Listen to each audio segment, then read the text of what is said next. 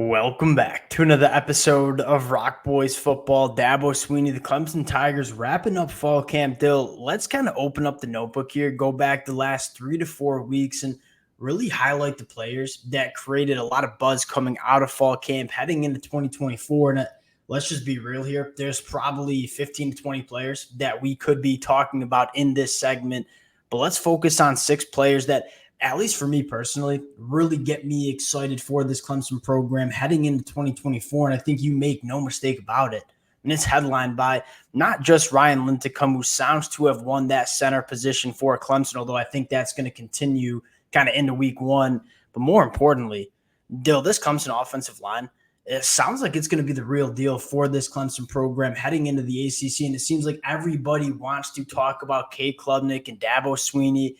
Dill, the real reason, at least in my mind, that this Clemson offense could take a step in 2024 is because of this offensive line. A lot of other players we want to dive into as well. Now, before we get into it, as always, just want to say one to the Clemson fans, Dill, it's the amount of support they have shown the boys over the last couple of weeks and months. It's been absolutely amazing. We can't thank you guys enough. Dill, I think the support has a large part to do with you taking Clemson to win the ACC. Regardless of it, we appreciate y'all rocking with the fellas. If y'all do enjoy the content, consider subscribing to the channel. And much more importantly, again, there were a lot of names that could be talked about in terms of this Clemson fall camp winners, if you will.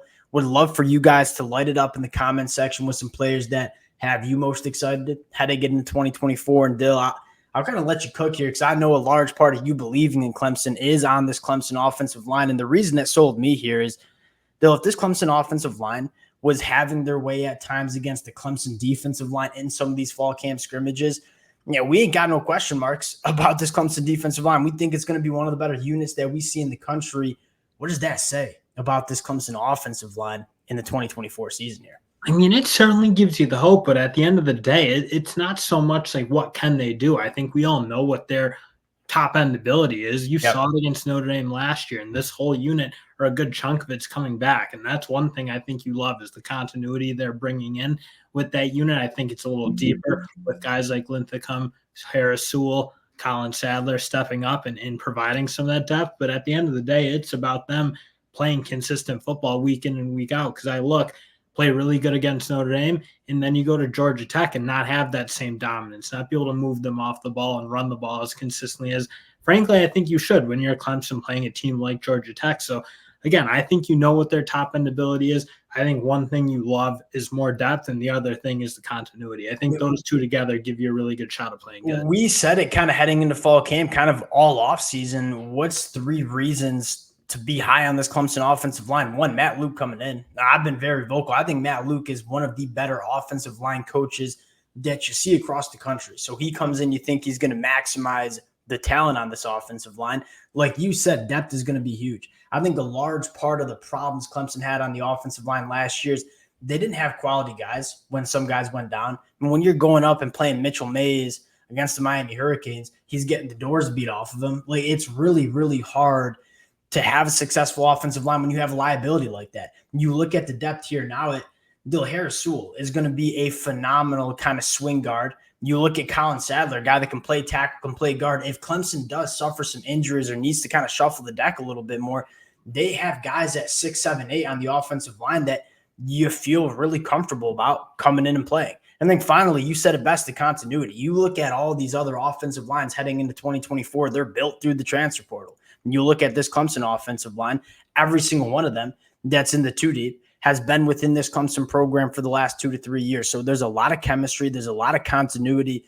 Those are some of the reasons that you look at this Clemson offensive line and say it could be one of the better units in 2024. Second guy I want to talk about, Adam Randall. Dill, we've been talking about Adam Randall for the last 24 months since he stepped foot on campus for this Clemson program. Adam Randall might be the most important pass catcher in this wide receiver room. I'm not necessarily saying he's the best. I think he certainly has the potential to be the best. I think the sky's the limit for Adam Randall, but why is he the most important? I mean, Clemson just didn't have this kind of wide receiver consistently last year. Obviously, Adam Randall battling a bunch of injuries. Dill, you look back at Garrett Riley's offense in TCU. Why did they have so much success? I think a large part of it had to do with a kind of wide receiver like Quentin Johnston. that true big-bodied X-wide receiver that can work vertically down the field, not only because Quentin Johnson was a really good wide receiver and made a lot of plays for TCU's offense, but because you have that kind of wide receiver, that vertical threat, it's going to open up so much space for guys like Antonio Williams or Dyler Brown or Jake Bringenstool. If you get consistent play for Adam Randall, if you get Adam Randall to reach his potential, huge for this Clemson offense in 2024. Especially because you kind of look, I mean, their three biggest playmakers, probably Brenningstool, Maffa, and Antonio Williams. All those guys, I think, do best when they're working the middle of the field. Obviously, Phil Maffa, being a running back, certainly wants some safeties out of the box and just to have better numbers than what Clemson's kind of dealt with for the last few years. And then obviously the tight end slot receiver position is going to be really strong. So at the end of the day, I think you need Adam Randall, Ryan Wesco, TJ Moore, whoever's going to do it. You need somebody to kind of get back to a DeAndre Hopkins or a Sammy Watkins. Get to one of those X-wide receivers who are playing at the level that Clemson felt like for a while just was rolling it out. It's like, okay, Clemson offense, they're going to have a great number one wideout. They've been missing that for, it feels like four-ish years now. I think this is a big year for them to get it back and kind of like shut some people up and just rewrite the narrative a little bit about what this Clemson and it's just going to open up this offense. I think that's what's most important. Like you go back to the 2023 film, it was so congested in the middle of the field because safeties didn't have anything to respect in that deeper third. And so now if you get a guy like Adam Randall, the reason I chose Adam Randall is because he's healthy. I don't think he sat out one practice for Clemson, which I think is a huge storyline. Again, I think why Adam Randall hasn't really found that consistency has a lot to deal with just not being on the football field enough. I think Adam Randall might be poised for a massive. You've seen it. I mean, you only need to go look at that Miami game. That one slant he caught. I mean, that's such a difference maker level play. And just the acceleration, the speed, the physicality to get that much space off the line of scrimmage. He certainly has, and you kind of said it. I mean, at the end of the day, it's about staying healthy, about playing consistent football week in and week out. He's certainly – he probably is the most talented wide receiver right now in this room. And obviously, you got the young guys coming up, but he's a freak. The flashes for Adam Randall are just so incredible in this Clemson offense. Going to our number 3 fall camp winner, and I think you have to include Christian Bentancur in this conversation. I mean, when you have Dabo Swinney getting up there in front of the media, I believe not once but twice during fall camp, saying Christian Bentancur is the most talented tight end that we've signed since I've been here at Clemson. With having Jake Bringenstool in the room as well, who I think is a phenomenal tight end in and of itself. Davis Allen just haven't played for Clemson. That tells you a little bit about what this staff thinks about Christian Bentancur. And Dill, it made me go back to the high school film of Christian Bentancur, a guy that you kind of forget in the 2024 class because he committed to Clemson and was just done. There was no the rumors about him flipping, wasn't taking any other visits. So I think a lot of Clemson fans just forgot about him in that 2024 cycle. Dill, you go back to the high school film, this kid is 6'5", 240. He moves like a wide receiver. I mean, you talk about matchup nightmare. I think one of the things that Christian Bentancur really could provide to Clemson as a freshman is kind of in the red zone. When those throwing windows get a little bit smaller, and normally you're going to be relying on guys like Antonio Williams and Tyler Brown, who probably will be less effective in the red zone because there's less space to operate. Having a guy like Christian Bentancur and then Jake Bringenstool and then Adam Randall or TJ Moore, I mean, Clemson is going to be a lot more effective in the red zone, but at the end of the day, this kid is that prototypical matchup nightmare at the tight end position. And assuming Bentancur can block, and I mean, obviously you'll have to prove that at the D1 level, I think Brenningstool's kind of positional flexibility, if you will, his ability to run really good routes, whether it's inline tight end, whether it's on the boundary, whether it's out of the slot.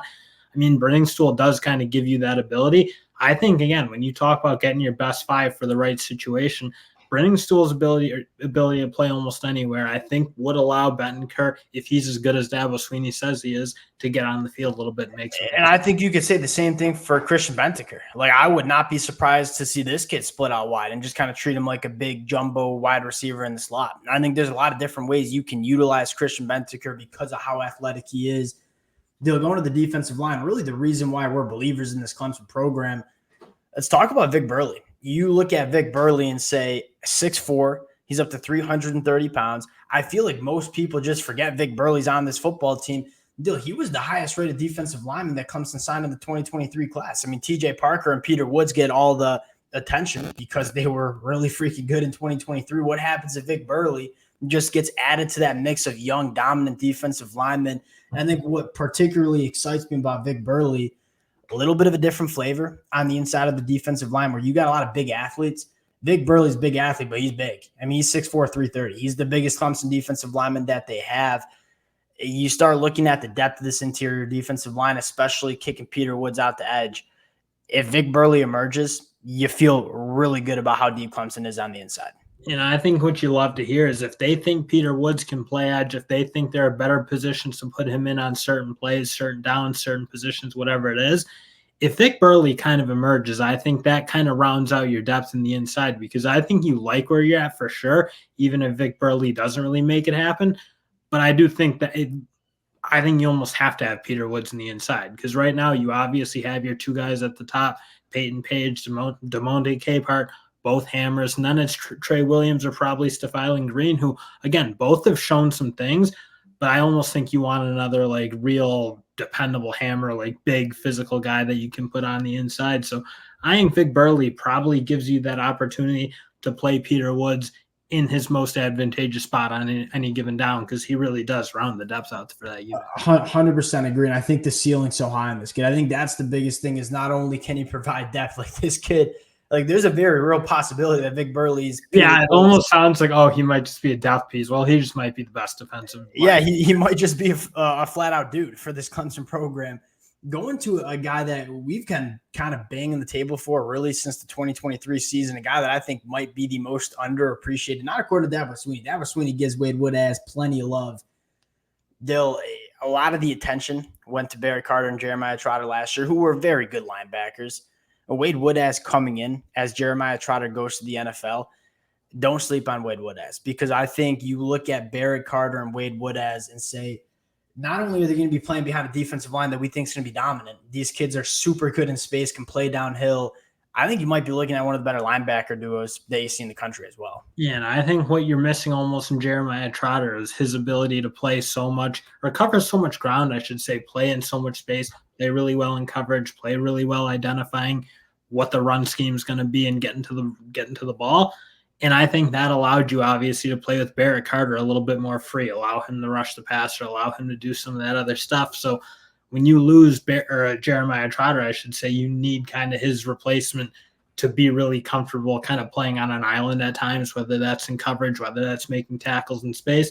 I think Wade Woodaz, from what you've seen so far, good instincts, really elite athlete, has some of that length you want, especially when you're going to be in man coverage with tight ends or some of those other tough matchups, if you will. He really does fit the profile, I think, of what you're looking for to pair up with Barrett Carter, who you can then let rush the passer and do some of that other stuff. Former safety. I think that I love my linebackers who are former safeties, right? Wade Woodaz was recruited to Clemson as a safety, put on weight up to 235. You talk about being comfortable in space, being comfortable in coverage, whether it's man or zone. Like Wade Woodaz has all of that. And then you talk about like true freshman Sammy Brown coming in specific packages. I think you make no mistake about it. They're going to figure out a way to let Sammy Brown impact the defense. Going to our last guy, and this is a guy that he's just going to be really important to Clemson, especially early on, and that's cornerback Avieon Terrell. What made me want to include Avieon Terrell into this list was Jaden Lucas is struggling with injuries. Jaden Lucas and Shelton Lewis are struggling with injuries. If you get what we think Avieon Terrell can be, which is a true cornerback one, an all ACC caliber cornerback, it takes a lot of stress off this Clemson secondary that I think is going to be really good. It's really talented. We know that. It's a little young. It might lack a little bit of depth. Kind of like as Michigan fans ourselves, we have this conversation about Will Johnson saying, hey, when you have that true cornerback one, it gets a lot easier to kind of shuffle the deck in the secondary. If Avieon Terrell, who sounds to be that guy in camp, can be that guy for Clemson in 2024, significantly mitigate some of the concerns that I might have in terms of the injuries and depth and inexperience in this Clemson secondary. You know, when you're trying to figure out the other side of that corner room, it certainly helps to have a real kind of what you kind of said, NFL guy, very much an all ACC, possibly all American kind of guy. It certainly does make it easier. So he's, again, you kind of going to be watching because you do have the talent, whether that's a true freshman, whether it's a guy like Corian Gibson stepping up or Tavoy Fagan stepping up. I think you have the abilities in that room, but I do think it allows you early on in the season, especially to kind of figure out who that next guy is going to be. Agreed. This is gonna be I fire me up for this week one matchup against Georgia. I think a lot of people are counting Clemson out. I'm not gonna go up in here and say I'm gonna take Clemson, but I think this is a Clemson team that is really flying under the radar heading into 2024. And we're not used to saying that about a Clemson program, but I think that's the facts heading into 2024. We'll close it there. Again, would love to hear from you guys in the comments section. To Clemson fans, the amount of support means the world. If y'all do enjoy the content, consider subscribing to the channel, and we'll talk to y'all later.